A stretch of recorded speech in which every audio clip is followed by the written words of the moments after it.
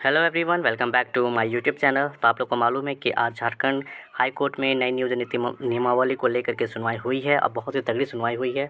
लगभग 2 घंटे यह सुनवाई चली है और नेक्स्ट डेट आपको पता है कि 6 अप्रैल का दिया गया है, यानी कि अगले मंथ के 6 अप्रैल को यहाँ पर इस मामले पर फिर से एक बार सुनवाई होगी। लेकिन आपको बता दूँ, इस बीच JSSC नियुक्ति में झारखंड से ही 10वीं और 12वीं पास की अनिवार्यता के खिलाफ सुनवाई में हाईकोर्ट ने बहुत ही बड़ी बात कही है। हाईकोर्ट ने साफ लफ्ज़ों में कहा है कि जो याचिका प्रार्थी की ओर से दायर किया गया है, यानी कि रमेश हांसदा के द्वारा, वह सुनवाई योग्य ही नहीं है।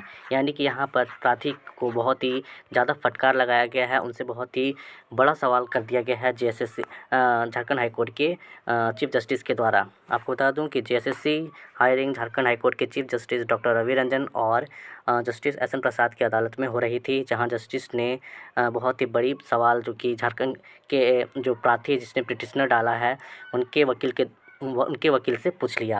आपको बता दूं कि सुनवाई के दौरान झारखंड सरकार की ओर से कहा गया कि उक्त याचिका सुनवाई योग्य नहीं है, क्योंकि प्रार्थी के द्वारा नई नियमावली के तहत जारी किसी भी विज्ञापन को चुनौती नहीं दी गई है।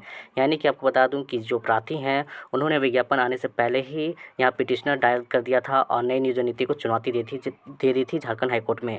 इसी मसले को देखते हुए झारखंड के हाईकोर्ट के जो जस्टिस है, उन्होंने भी सवाल खड़े कर दिए कि जब कोई नोटिफिकेशन आया था ही नहीं, तो फिर आप पहले से ही कैसे जान गए कि आपको ये फॉर्म भरने आपको नहीं दिया जाएगा या फिर आप इससे वंचित हो जाएंगे। तो इस मामले को लेकर के हाईकोर्ट के जस्टिस ने लगातार सवाल किए झारखंड के पिटिशनर के वकील से, और उनसे लगातार सवाल पूछा कि आप ऐसे कैसे कर सकते हैं, आपने किसी विज्ञापन को चुनौती नहीं दिया है, आपने नियोजन नीति को चुनौती दिया है और ऐसा करना सही नहीं है।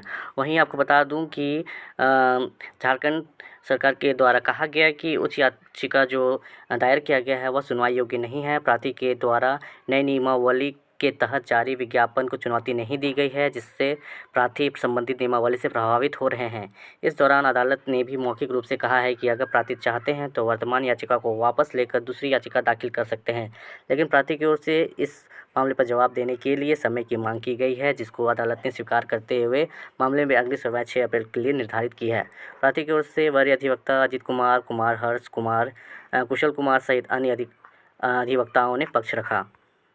याचिका में कहा गया है कि झारखंड की सरकार की ओर से JSSC नियुक्ति के लिए नई संशोधन नियमावली बनाई गई है। नियमावली के अनुसार नियुक्ति के लिए वैसे अभ्यर्थी पात्र है जिन्होंने झारखंड के संस्थान से ही 10वीं एवं 12वीं पास उत्तीर्ण कर रखा है, जिसके तहत जनजातीय एवं क्षेत्रीय भाषाओं की सूची से हिंदी अंग्रेजी को भी हटा दिया गया है। वहीं अन्य उर्दू, उड़िया और बांग्ला भाषाओं को शामिल किया गया है। झारखंड के संस्थान से पास होने की अर्हता सिर्फ सामान्य वर्ग के लिए है, जबकि आरक्षित श्रेणी के अभ्यर्थियों को इसे छूट प्रदान की गई है।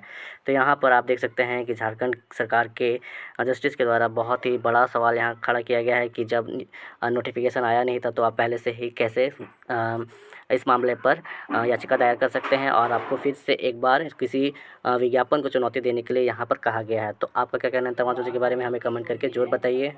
फिलहाल मैं इस वीडियो को यहीं समाप्त करता हूँ। धन्यवाद।